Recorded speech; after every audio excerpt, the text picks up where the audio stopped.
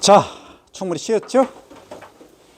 뭐 대답이 없네. 자, 충분히 쉬었을 걸로 판단하고 이제 우리 잠자고 있는 브레인을 확 깨워 봅니다.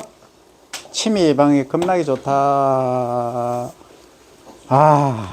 아니다. 박수 칠 정도는 아니고. 마음이 삐뚤어지셨는데. 마음이 삐뚤어진 건 아니. 요 정도 하면 됐지 않느냐. 자, 이게 뭘로 보입니까? 동그라미. 자, 1번 동그라미. 감자. 세 번째. 씨앗. 씨드. 씨앗. 씨앗.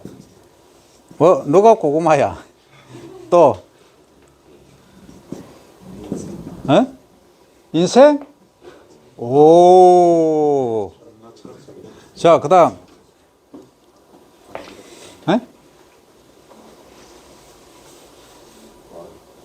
지구처럼 생겼다라고 뭐 얘기해봐봐.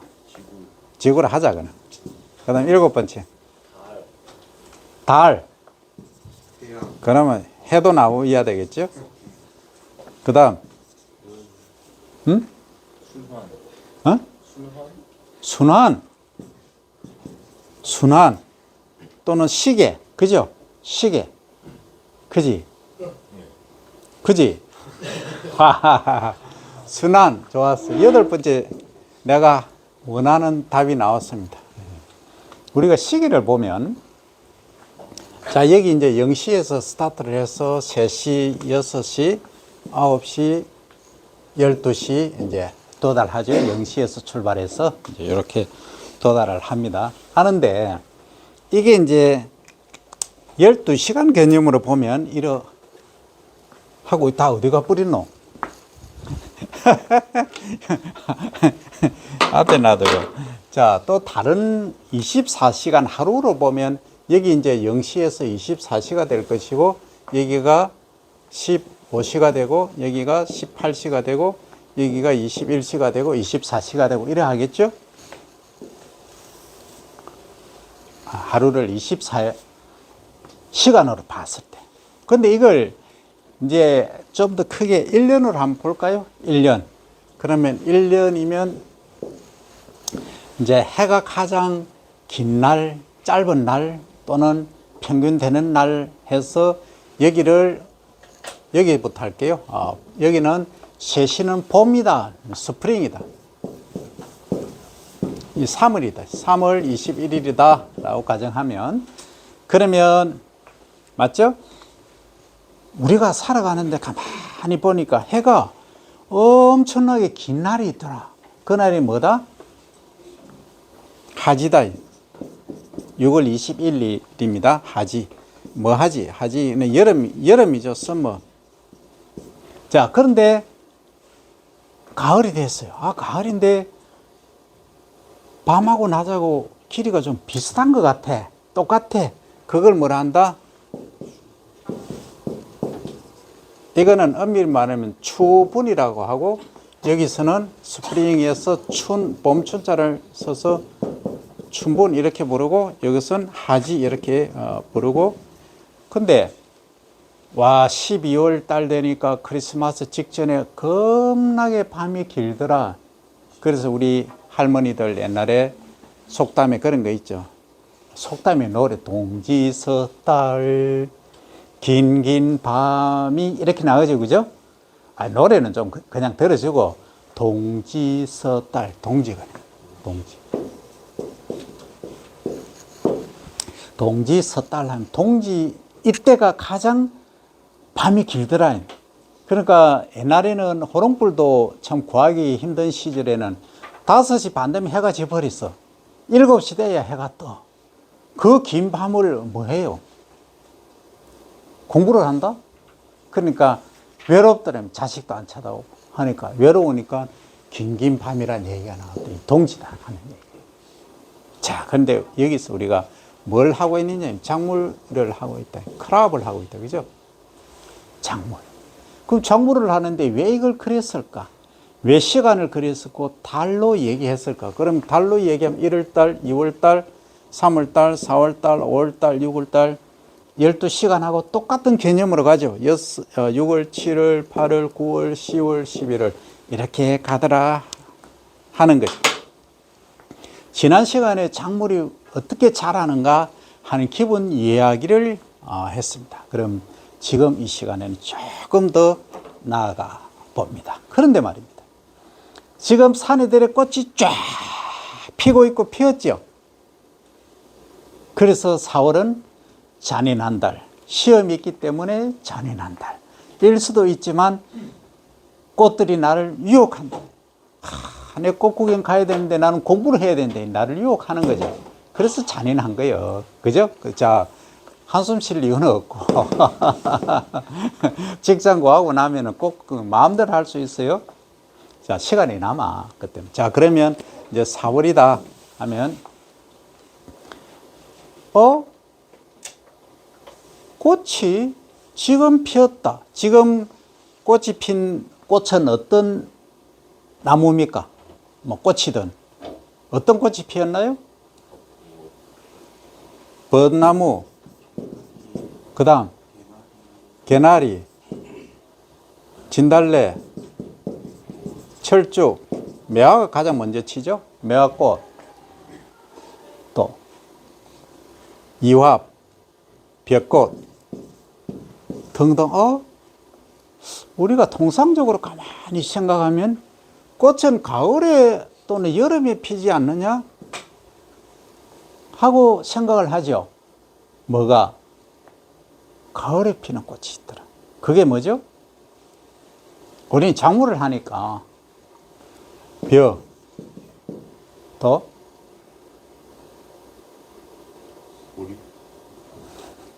이제 보리하는 순간 작물을 이제 잘못 이해한 겁니다. 자, 보리는 여기 옵니다. 여기. 자, 보리 좀 있으면 보리꽃 핍니다. 밀, 호밀, 귀리 이런 애들은 여기 핍니다. 좀 이따 얘기할 거예요. 벼. 그 다음에 해바라기 꽃 여러분들 아시죠? 해바라기, 선플라워. 그 다음에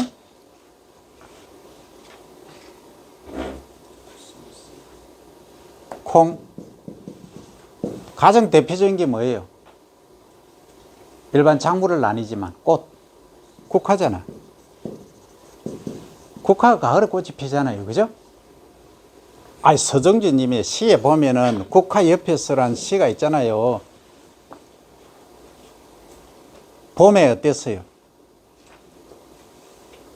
봄에 싹이 났죠? 그 추위를 견디고 싹이 났어. 자라려고 하는데 여름에 천둥번개가 그렇게 내리쬐고 정말 어려운 환경 속을 견디고 나니까 가을이 되니까 가을이 왔어요. 가을이 싹 지날 쯤에 그 쓰리가 내리는 그 쓰리 속에서 꽃을 쫙 피우더라. 그죠? 그게 인생하고 똑같은 얘기죠. 인생을 꽃에, 국화 꽃에 비유한 거죠. 그래서 천둥은 먹구름 속에서 또 그렇게 울었나 보다 하는 이야기를 하죠. 하면서 가을에 꽃을 쫙 그 서리가 내리는, 다른 꽃들은 서리가 내리면 거의 다 죽어요. 죽는데 국화꽃은 다 꽃을 피우는 겁니다. 그죠? 그래서 그 언동설 안에 핀 그 꽃이야말로 인고를 모든 어려움, 고통을 겪어낸 인생에 비유한다. 과거로 치면 우리 엄마들, 엄마 세대, 여러분들 할머니 세대쯤 되겠네. 옛날에 시집 가면 그 시댁에서 얼마나 서름이 많았습니까? 먹을 것 제대로 못 먹고 했던 그 시절에 자식을 다 키워나니까 자식들이 장성을 해서 이제 아버지가 엄마를 야단치거나 뭐 하면은 아빠, 아버지, 엄마한테 왜 그러세요? 딱 하면 자식이 내 울이 딱 생긴 거예요. 그때 되니까 자식들도 장성하고 집안이 쫙 일어나는 거예요. 그걸 비유한다는 거예요. 그래서 이 국화 한 송이를 보면서 여러분들은 인생을 논하고, 그죠? 그래서 이 자연 사물의 이치를 깨달아가는 겁니다. 그래서 인고 속에, 고통 속에 핀 꽃이야말로 정말 진정 아름답다 할 것이다. 이 얘기죠. 이 국화예요. 자, 그런데 말입니다. 이쯤 되면 국화를 상징하면서 또는 생각하면서 박수가 쫙 나와야 되는데 조용하다는 것은 억지로 박수 받는 거는 그래도 그죠? 우리가 국화꽃은 정말 대단하다. 그래서 과거에 이제 사군자의 도 보면 매, 란, 국, 죽, 매화 가장 먼저 꽃이 피죠? 봄에. 난초 아주 지고 지순을 자랑하지 그죠? 국화, 엄동설안의 그 겨울에 꽃이 피죠. 그 다음에 대나무는 딱 곧죠. 선비의 도를 얘기하죠. 이게 과거에 우리 선비들이 그림을 그릴 때는 딱 요거예요. 매랑국주. 이걸 사군자, 군자들이 가져야 할 네 가지 덕목이다. 이렇게 이야기를 하는 거죠. 어쨌든 여기서 우리가 배울 수 있지만, 자, 여기서도 우리가 이것을 논하고 있는데 지금 무슨 얘기를 하려고 하루는 12시간이고, 오전은 12시간이고, 하루는 24시간이고, 1년은 12달이고, 왜 춘분, 하지, 추분, 동지를 논할까 하는 얘기를 감을 잡으셔야 됩니다. 자, 그러면, 동지란 것은 밤이 가장, 나이트가 가장 길다 하는 거죠. 근데 반대로 하지에 있는 것은 이 남쪽은 어때요? 그러니까 낮이 가장 짧고, 라이트, 빛이 가장 길다. 이것은 빛은 어때요? 라이트는 가장 짧다. 이렇게 되겠죠. 그러면 이 춘분과 추분은 똑같다 하는 이야기입니다. 밤낮의 길이가. 그런데 말입니다. 지금까지 얘기한 이 봄에 우리가 무수히 많은 피는 이 꽃들은 희한하게도 잎이 먼저 안 나오고 꽃이 먼저 피는 거예요. 그래 하죠. 근데 가을에 피는 꽃은 어때요? 잎이 먼저 피고 꽃이 피는 거예요. 정말 희한하지 않습니까? 그래서 미국에 유명한 생리학자 한 분이 계셨는데 자기가 교수직을 하는 그 수십 년 기간 동안 어떤 연구를 했냐면, 야, 어떻게 해야 꽃이 필까? 꽃을 피우는 물질이 뭘까라고 한 게 플로리겐이라는 이 물질을 찾았던 거예요. 찾았는데 결국은 실패했어요. 그래서 고별 강연에서 어떤 얘기를 했느냐. 이 플로리겐이라는 것을 찾지 않고, 봄에 꽃을 피우는 게 이렇게 많은데, 그러면 꽃을 못 피우게 하는 걸 내가 수십 년간 연구를 해서 찾았다면 찾지 않았을까 하는 고별 강연을 했어요. 그래서 이제 후배들에게 전했다는 얘기입니다. 지금도 많은 연구를 했지만, 자, 한번 볼까요? 꽃을, 여기서 잎이 안 나고 꽃이 피잖아요. 그러니까 언제든지 작물은 또는 식물은 꽃을 피울 수 있는 준비가 되어 있는데, 가을에 피는 것은 늦게 피도록 뭔가가 막고 있다는 거죠. 그죠? 그래서 이제 플로리겐에 반하는, 플로리겐을 꽃을 못 피우게 하는 물질을 찾아내는 것이 더 빠르지 않았을까 하는 고별 강연을 했다는 얘기입니다. 자, 우리는 거기까지 하고, 자, 그러면 꽃이 일찍 피고 늦게 피고 뭐가 그리 중요한데, 뭐가 그렇게 중요하냐? 한번 퀘스천 마크를 던져봅니다. 질문을 던져보는 거죠. 꽃이 일찍 피면 뭐하고 늦게 피면 뭐하고, 적당하게 피면 어떠냐? 우리가 이제 스마트 농산업이니까 스마트하게 한번 가볼까요? 자, 갑니다. 예를 들어서 사과는 통상적으로 몇 월에 수확하죠? 빠르면 8월이죠. 우리 한반도에서. 그죠? 보통 10월에 수확하잖아. 근데 사과를 봄에 수확할 수 있다면 저장이 필요 없죠? 저온 저장할 필요가 없어요. 저장하는데 코스트가 엄청 듭니다. 그러면 가장 물가가 비쌀 때, 농산물이 가장 비쌀 때가 명절 직전이죠. 그는 가을 같으면 추석 직전에, 왜냐하면 다 뭐 제사 모시고 다 하잖아. 근데 이게 이제 8월 달에 예를 들어서 수확한다 하면 비싸겠지. 물론 조생종 품종이 나와 있습니다만. 어느 때든 내가 원하는 때에 꽃을 피우고 열매를 맺는다면 이것은 노벨상은 기본이고 인류의 식량 문제를 단번에 해결할 수 있습니다. 물론 지금 생산되는 양을 더 이제 뭐 솔직히 경제적인 거 빼고 한다면 식량 문제 해결이 가능합니다. 하지만 경제적인 논리 때문에 그게 불가하죠. 그래서 우리가 할 일들이 너무 많은데 어쨌든 꽃을 내가 필요로 할 때 언제든지 피울 수 있다면 이것은 엄청난 기여를 하는 겁니다. 그렇죠. 그런데 말입니다. 참으로 오묘하게도 이런 게 있습니다. 봄에 꽃을 피우는 작물 또는 식물 중에서 우리가 식용으로 하는데 크게 필수적인 게 있던가요? 그리고 또 양이 사이즈가 큰 게 있던가요? 거의 없습니다. 거의 없고, 그러니까 뭐 얘기해보면 뭐합니까? 매화 가장 많이 피죠. 백꽃은 이제 롱텀이니까 시간이 기니까 먼저 피입니다. 예외적으로 그래 하죠. 통상적으로 보니까 어떻다? 이 하지 6월 이후에 꽃이 피는 애들이 통상적으로 열매도 크고 우리가 많이 식용으로 하는 부위들아 생산량도 많고, 그러니까 배가 아주 특이한 작물이죠. 과수 중에서 꽃이 먼저 피는 작물 중에 이렇게 큰 작물, 대표적인 작물이 배입니다. 배. 그런데 자, 그러면 우리가 일반 우리 작물 중에서는 어떻게 구분을 하느냐, 이렇게 구분을 해주면 된다는 겁니다. 자, 하지 이 이전에, 자, 잘라 보겠습니다.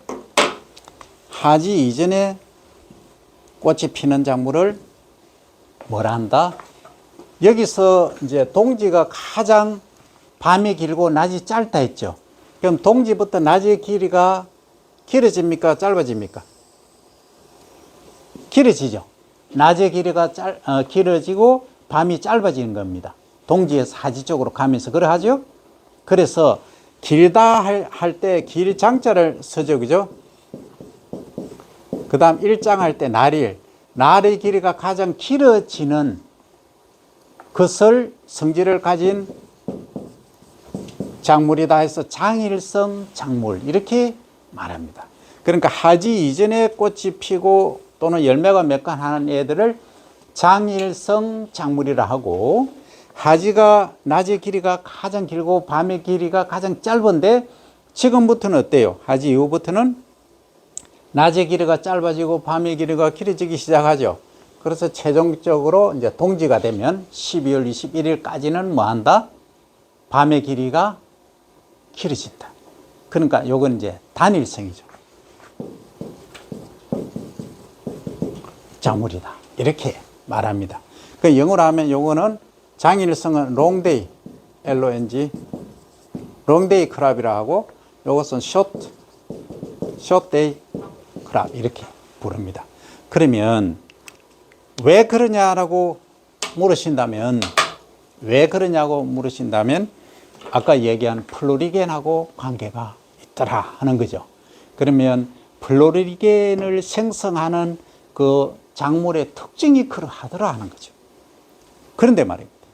우리는 작물을 하기 때문에 대체적으로 이때 꽃을 피우고 열매를 맺는 것들은 요 반대쪽에서 파종을 한다는 거죠. 요게 이제 파종 시기입니다. 파종. 시딩. 요 시기예요. 통상적으로 그래 합니다. 그 다음에 이때 하지 지나고 꽃을 피우는 배, 해바라기, 배가 아니고 벼, 라이스입니다. 그 다음 선플라워, 소이빈 이런 애들은 다 뭐다?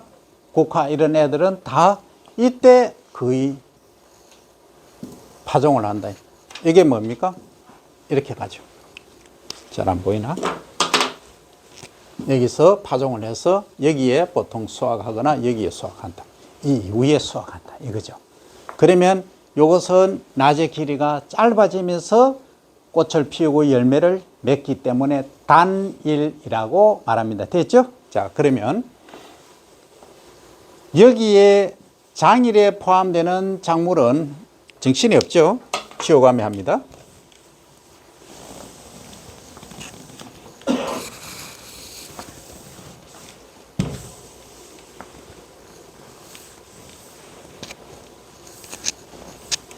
이제 장일, 단일 개념을 이해를 했고, 자, 장일성 작물이 어떤 게 있고 단일성 작물이 어떤 게 있다 정도는 이제 이해를 했습니다.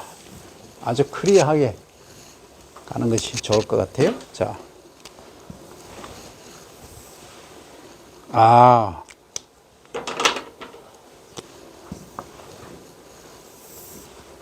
됐습니다. 이 정도면 거의 퍼펙트합니다. 잘 나오는데. 자, 그러면 우리가 이제 장일성 롱데이 크롭, 숏데이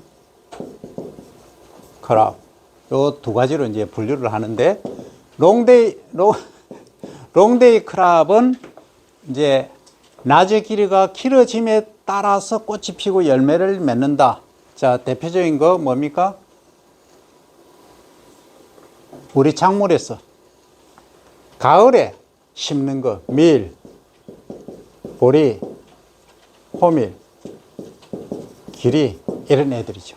그 다음에 숏데이, 그러니까 낮의 길이가 짧아지면서 꽃이 피는 거, 그러니까 여름에 꽃이 피는 것, 이렇게 일을 하시면 됩니다. 벼, 콩, 옥수수, 그 다음 수수, 조, 기장, 뭐 이런 애들 다 마찬가지입니다.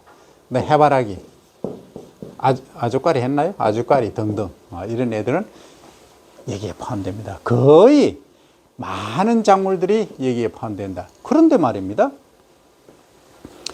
지금 이제 백색으로 다 덮여져 있는 들판을 보면은 소위 비닐하우스 이야기를 하죠. 이 비닐하우스에는 겨울에 작물이 자라고 있어요. 그럼 얘들은 뭐 해야 하는 거죠? 그런데 예를 들어서 이제 고추를 얘기를 할까요? 고추를 얘기하면 고추는 통상적으로 우리가 4월 달에 심어요. 또는 5월 달에 심어요.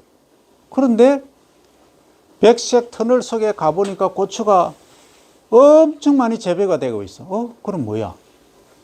겨울인데. 이거 뭐예요? 이거는 얘는 중일성이라고. 중일성. 다른 말로 엄밀히 말하면 가몬성 식물이라 이렇게 말합니다. 가몬성. 통상적으로 중일성, 일정하고 관계없이 온도가 높아지면 꽃이 피는 작물. 이게 가몬성 작물이다. 통상적으로 대다수의 열매 채소입니다. 열매 채소. 거의 다 여기에 포함된다. 소위 이제 겨울에 시설 재배하는 애들, 여기에 포함 다 된다. 뭐예요? 고추. 강낭콩은 주로 숏데이라고 봐야 되겠지. 그런데 이제 뭐 재배하다 보면은 지금 뭐 안 하긴 하지만 충분히 이제 중일성으로 가몬성을 할 수 있죠. 이런 애들도 통상적으로 온도에. 그래서 이런 경우입니다. 자, 그러면 이 일장 낮의 길이에 영향을 많이 받느냐? 엄밀히 말하면 낮의 길이가 아니고 밤의 길이입니다. 소위 나이트 브레이크라고 하는데, 엄밀히 말하면 밤의 길이에 영향을 많이 받느냐 아니면 온도에 영향을 많이 받느냐, 다 받느냐 이겁니다. 그런데 지구상에 존재하는 거의 모든 식물들이 완벽히 일장이다 또는 온도다 가몬성이다 하는 건 없어요. 거의 70대 30 또는 60대 40 이렇게 받거나 반반 받기 때문에 우리가 분류를 할 때는 통상적으로 많이 받는 쪽이 이야기를 한다 이 얘기죠. 자, 그러면 이제 여기는 중일성 식물들은 거의 시설 재배는 열매 채소들이 여기에 포함된다. 자, 그러면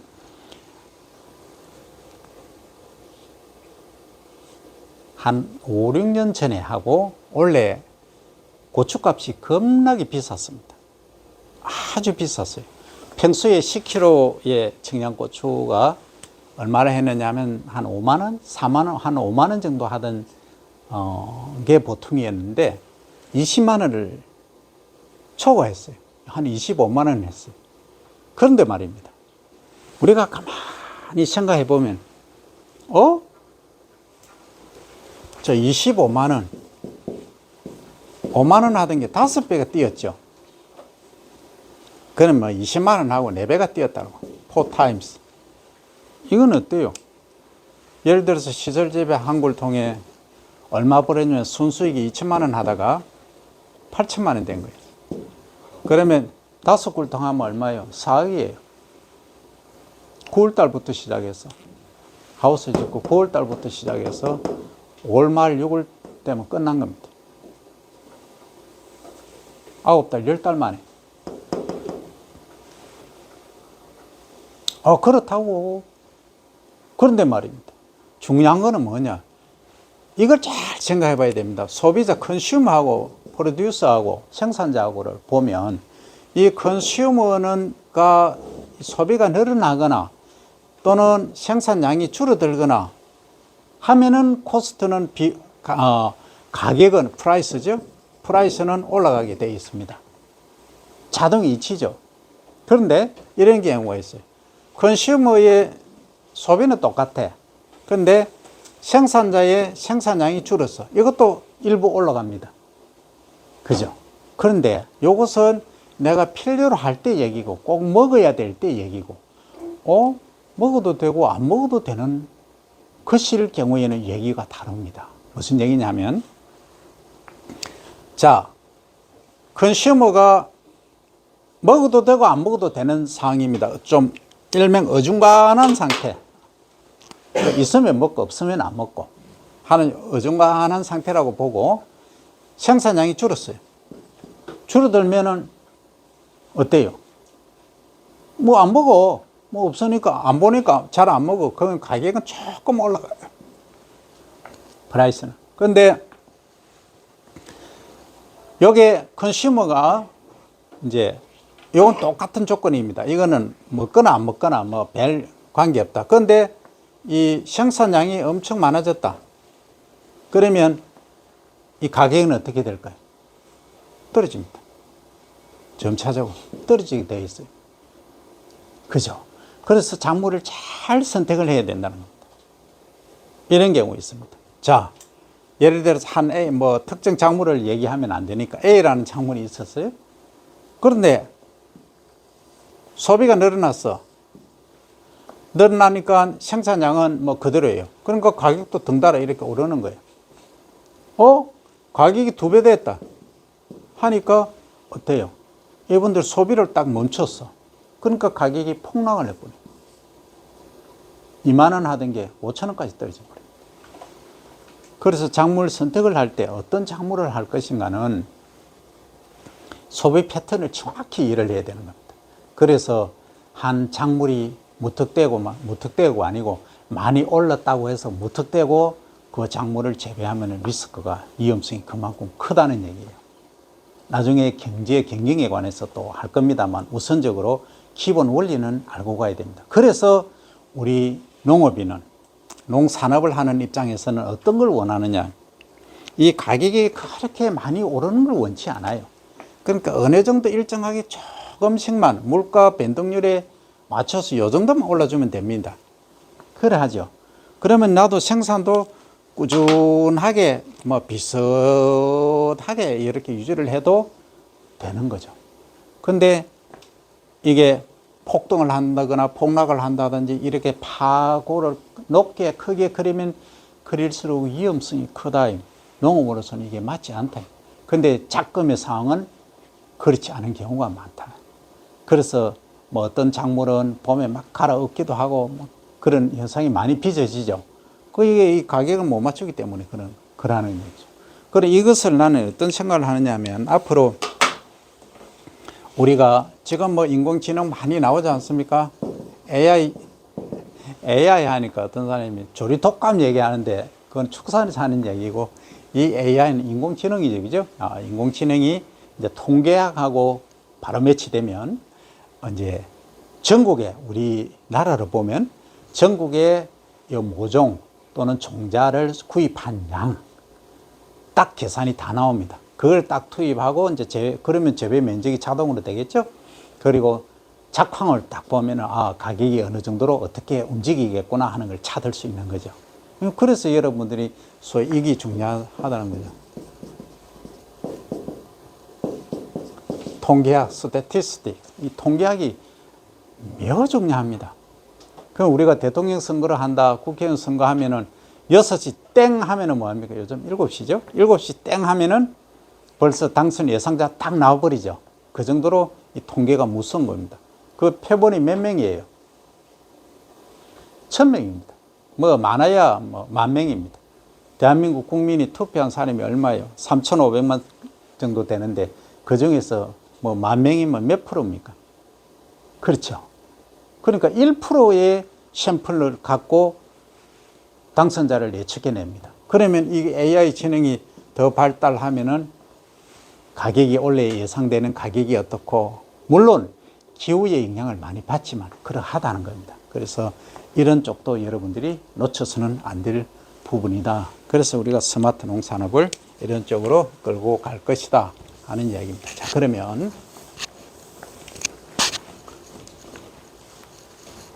핵심 사항을 또 말씀을 드리면, 지금 이제 H2O의 물에 관해서 지금 이야기를 했죠. 토양 속에서 하늘의 씨앗이 발화를 해서 이렇게 자라서 열매를 맺더라 하는 이 과정에, 그러면 토양 속에서는 존재하는 게 소일 입자가 particle, 입자들이 존재하죠. 토양 입자들이 존재하고, 그 다음에 물이 존재하고, 그 다음에 에어죠. 에어 중에는 O2가 있고, CO2가 있고, 메탄도 있고, 다양한 있을 것이죠. 그죠? 등등. 그러면 요게 이제, 대부분이다.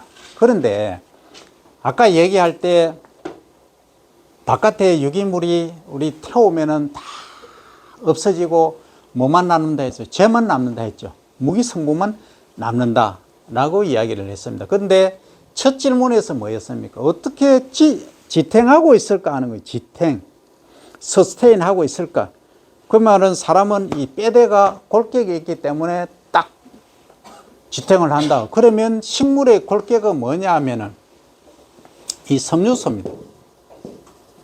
섬유소 중에 대표적인 게 리그닌, 헤미셀룰로스, 그 다음 셀룰로스, 요 세 가지입니다.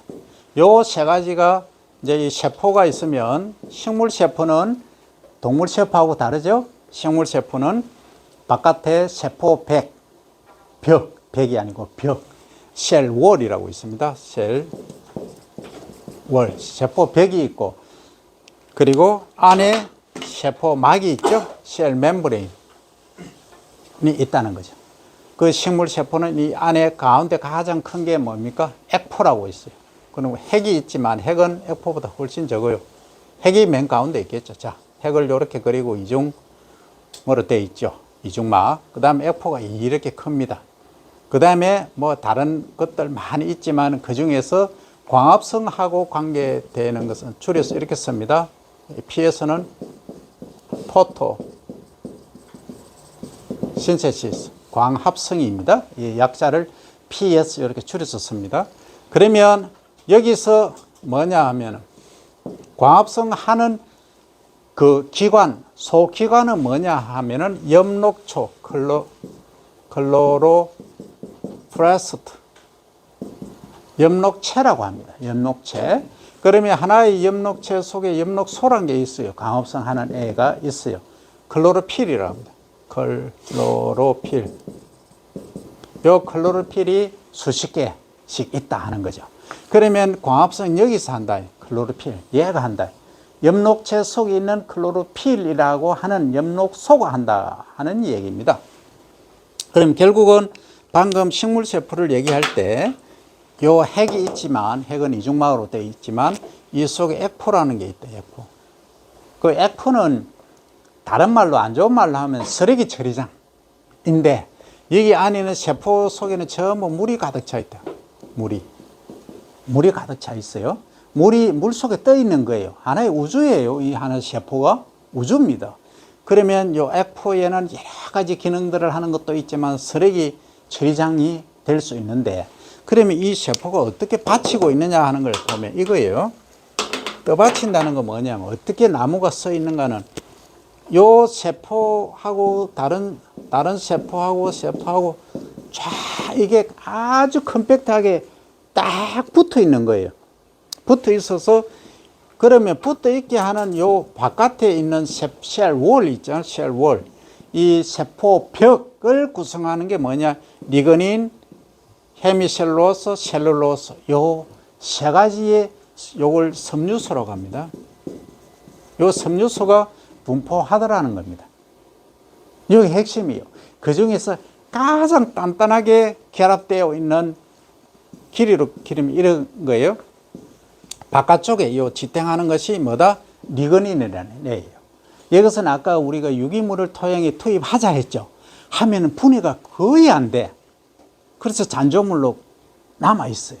근데 헤미셀룰로스하고 요 리그닌은 어떻다? 헤미셀룰로스하고 셀룰로스 얘들은 분해가 되는데 헤미셀룰로스는 한 50% 정도 되고 셀룰로스는 거의 100% 다 분해가 됩니다. 통상적으로 자연계에서 된다는 거죠. 조금 더 한번 가볼까요? 준비됐습니까? 자, 집중해야 됩니다. 그러면 지구에 지금 자원이 고갈되어 있다. 그러니까 오일 가격이, 오일 프라이스가 하늘 높은 줄 모르고 1배럴에 150불, 200불 치솟는다.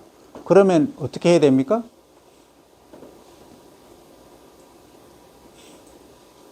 차 안 타야지. 난방 안 해야지. 근데 그럴 수는 없다는 거죠. 그래서 뭘 합니까? 태양광을 이용하죠. 태양판을 설치해서 태양광을 이용하는데, 아, 그것도 부족하다. 흐린 날은, 겨울에는 어떡하라고? 그럼 배터리 만들어야 되겠지. 그죠? 그래서 배터리 충전시켜 놨다가 쓰면 되지.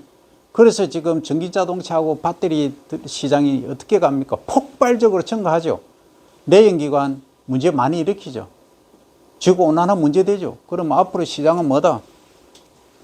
전기 배터리예요. 전기 배터리가 뭐 90%를 점령합니다. 10년 안에. 그거는 뭐 모든 학자들이 다 예견하고 있습니다. 그런데 말입니다. 그 사이에 우리는 참고 있어야 되느냐? 그러면 지구상에 무수히 존재하는 것들이 많은데 이걸 자원화할 수 없을까 해서 나온 게 뭐냐? 신재생 에너지란 말이 나왔습니다. 자, 저기 유기물, 얘들이 분해되면 뭐 되지? 해보니까 태워버리면 쟤밖에 남는 게 없었잖아요. 근데 얘들을, 자, 나뭇잎, 볏짚, 보리집, 얘들이 구성되어 있는 게 아까 무기 성분 빼고 리그닌, 헤미셀룰로스, 셀룰로스 세 가지가 있다 했죠. 그죠? 섬유소가 이 빼들을 구성하고 있는 겁니다. 세포백을 구성하고 있는 거. 그런데 얘들을 분해를 하면 뭐가 나와요? CHO가 나오죠. 그럼 CHO, 내를 기억해야 됩니다. 내가 누라고요? 내가 누라고? 성이 뭐라고? 조다. CHO다. 그러니까 이거는 카본, 하이드로진, 옥시전, 탄소, 수소, 산소로 나는 구성된 사람이다. 다 마찬가지지만 이 CHO라고 하는 것을 잘 기억해 보면 어디서 왔는가를 봅니다.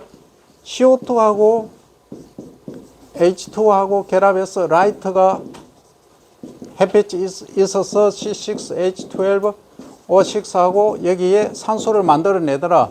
근데 좌우 균형을 맞추려고 하니까 여섯 분자. 그리고 한 분자의 당이죠, 당. 요게 골격은 뭐예요? CH2O죠. 그죠? 그 CHO인 겁니다. 그죠? 요거 나라는 게 내를 기억해야 됩니다. CHO. 나를 잊지 마세요. 자, CHO다. 요게 뭐예요? 당의 골격이에요. 당. 당은 뭡니까? 여러분들이 아침을 먹고 왔죠? 먹으면 지금 공부를 할 수 있고 눈을 뜰 수 있고 움직일 수 있는 것은 에너지가 있었네. 이 에너지. 에너지라고 발음하죠. 이 에너지는 결국은 당을 소비하기 때문에 에너지가 힘이 나는 거예요. 결국은 얘가 분해되면은 뭘로 만들 수 있다. 요걸 발효를 시킵니다. 퍼먼테이션을 하면은 발효라고 합니다. 발효를 시키면 알코올, 술을 만드는 거죠. 술을 만들면 술은 도수가 높으면 태우면 어떻게 됩니까? 불이 붙죠. 라이터를 탁 대면 불이 붙죠. 알코올 불에 붙잖아. 알코올 램프 만들잖아요.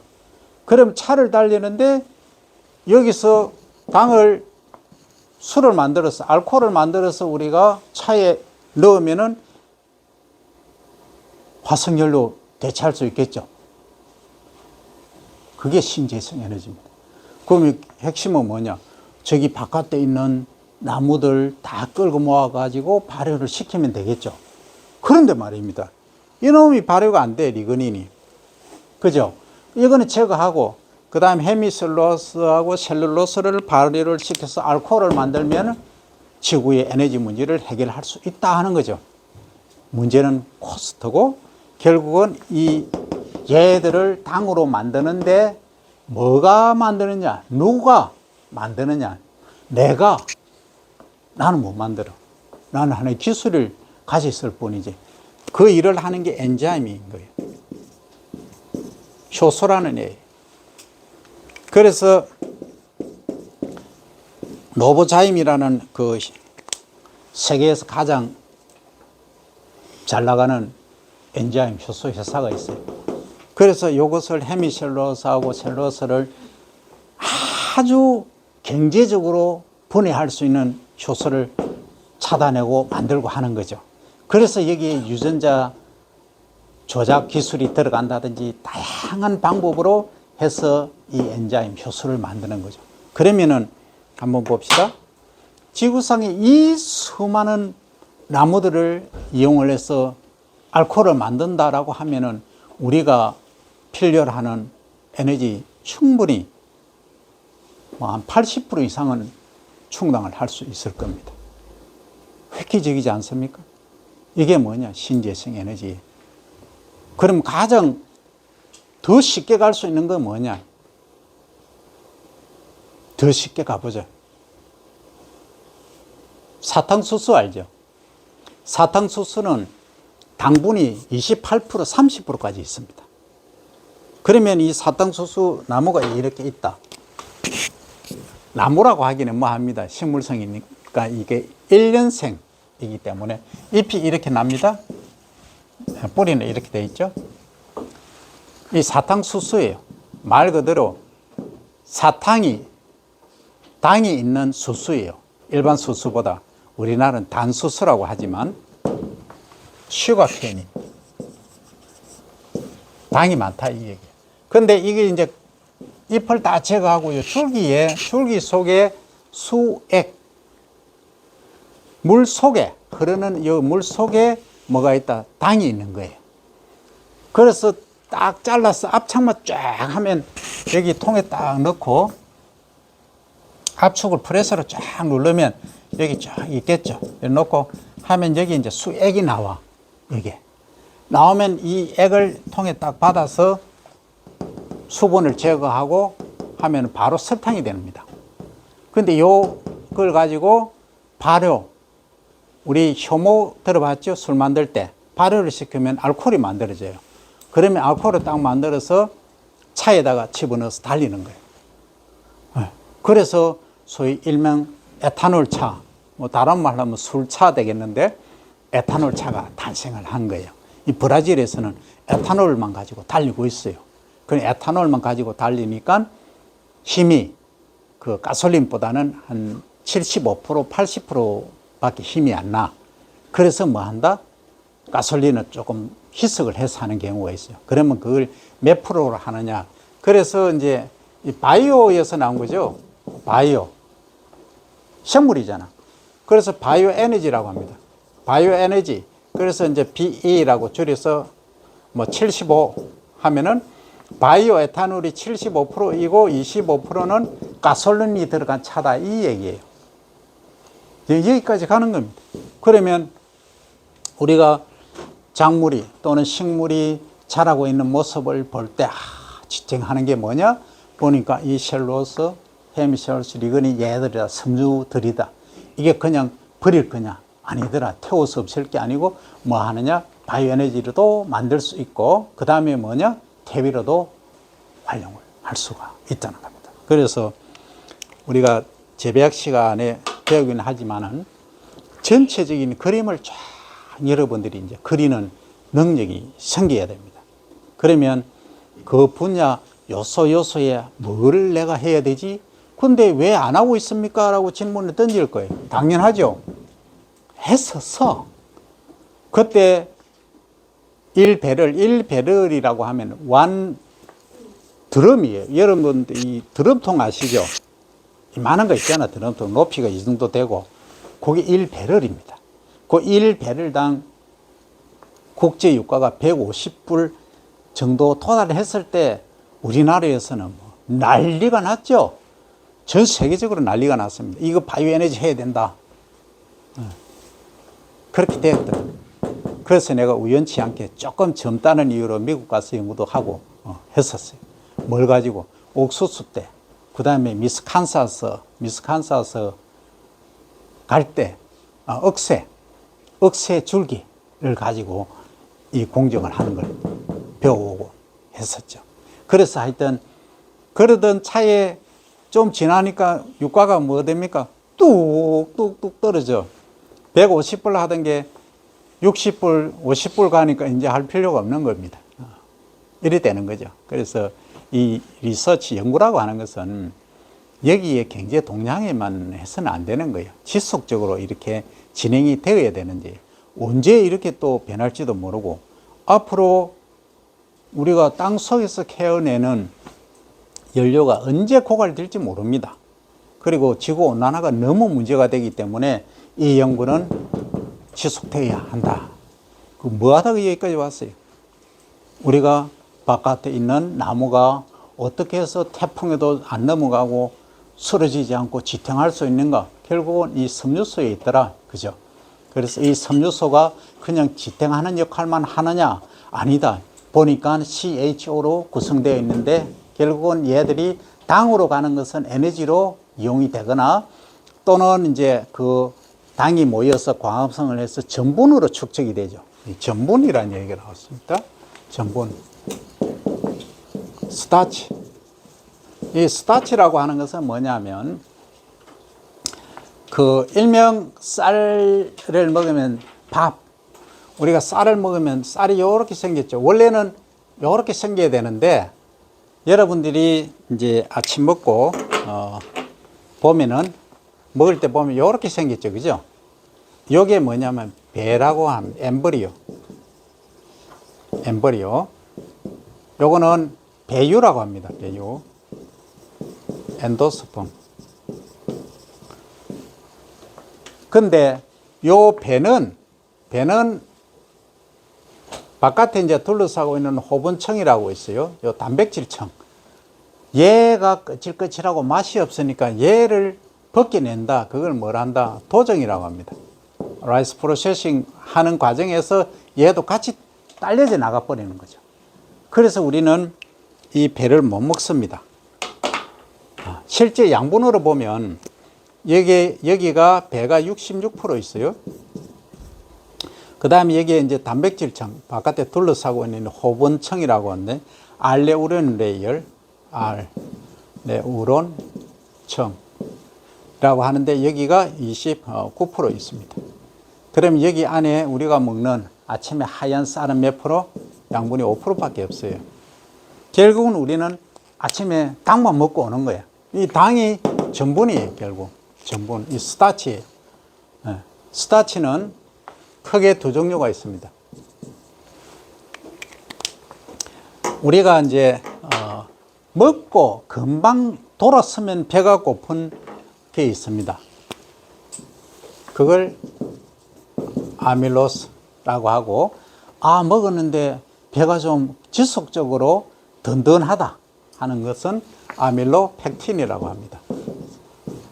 이 구조는 어떠냐면 아밀로스는 이렇게 생겼다고 보면 됩니다. 탄소 쭉 이렇게 체인이 일직선상으로 연결되어 있다 보시면 돼요. 그러면 이것을 이제 분해하는 엔자임이 툭툭 이렇게 끊으면 쉽게 분해가 되겠죠.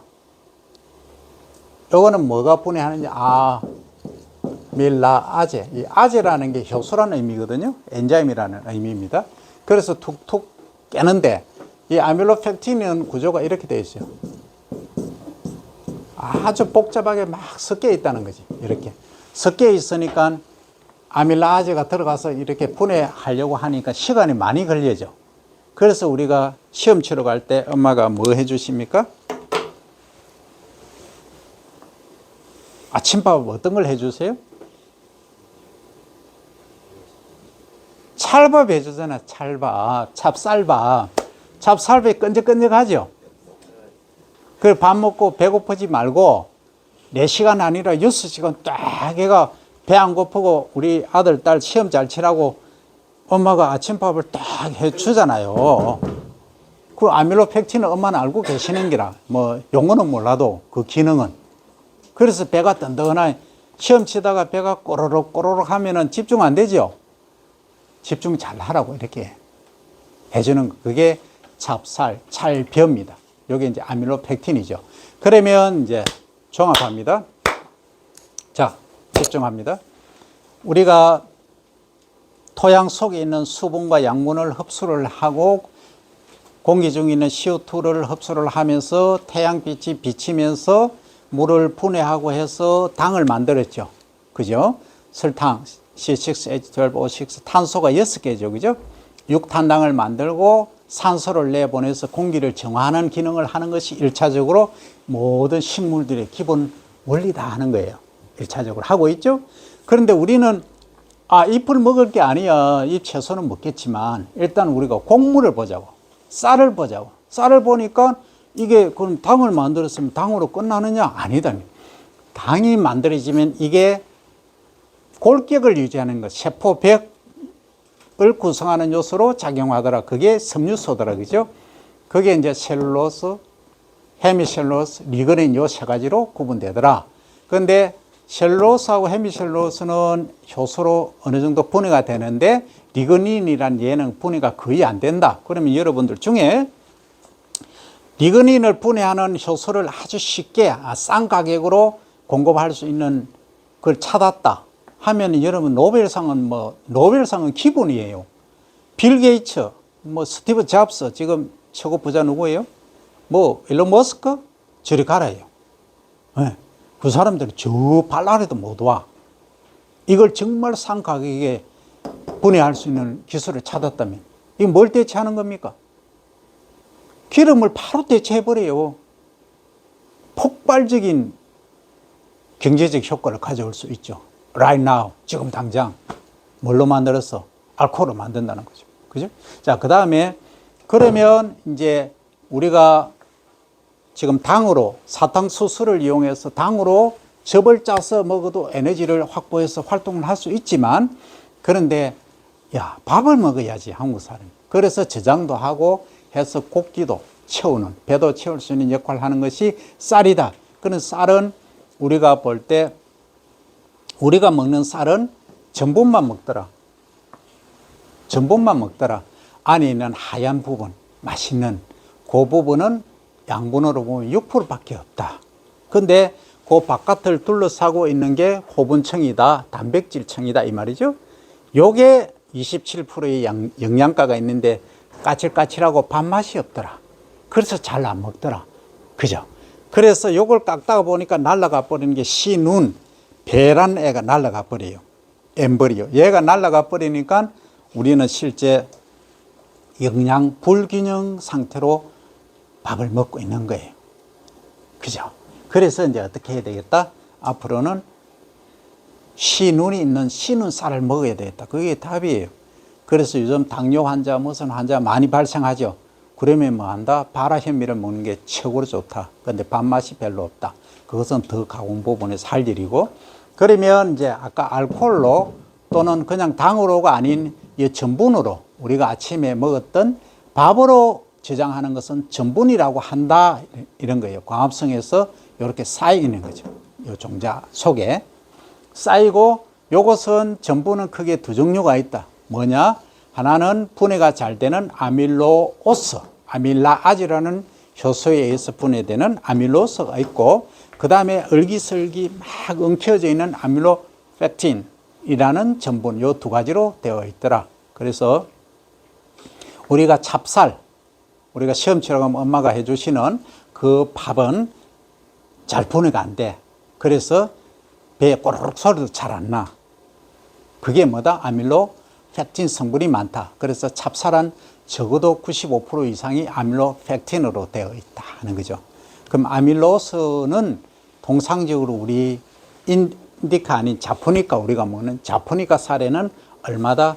거의 83% 정도 있더라 하는 거죠. 아밀로펙틴. 아밀로스는 한 17% 내외 있더라 하는 거예요. 그런데 이제 동남아 친구들이 많이 먹는 쌀, 커리라이스 있죠. 카레라이스에 먹는 이렇게 밥을 해놓으면 이렇게 뭉쳐지는 게 아니고 이렇게 흩어지죠. 그런 애들은 아밀로오스 함량이 아밀로펙틴 함량 우리의 비보다 더 많다 하는 거죠. 네, 그게 이제 소위 동남아 친구들이 먹는 쌀은 인디카 쌀이라고 하고 우리는 저펜을 기준으로 해서 자포니카 쌀, 자포니카 라이스 이렇게 부릅니다. 그래서 인디카 쌀하고 자포니카 쌀의 궁극적인 차이는 이 전분 구조의 차이다, 전분 함량의 차이다 이겁니다. 그렇죠? 오늘은 이제 작물이 토양에서 어떻게 뭘 흡수해서 어떻게 자라는가, 그리고 어떻게 식물이 지탱해 가는가, 그 구조는 뭐냐, 세포백이더라, 세포백을 구성하는 것은 뭘로 되어 있더라 하는 것까지, 그리고 전분은 어떤 형태로 축적이 되는가, 그리고 분해는 또 어떻게 되는가, 뭐에 의해서, 아밀라아즈에 의해서 분해되더라. 그래서 토양에 뿌리가 잘 내리고 양수분을 잘 흡수하려고 하면은 뭐가 투입돼야 된다? 결국은 유기물이 투입이 돼야 된다. 이걸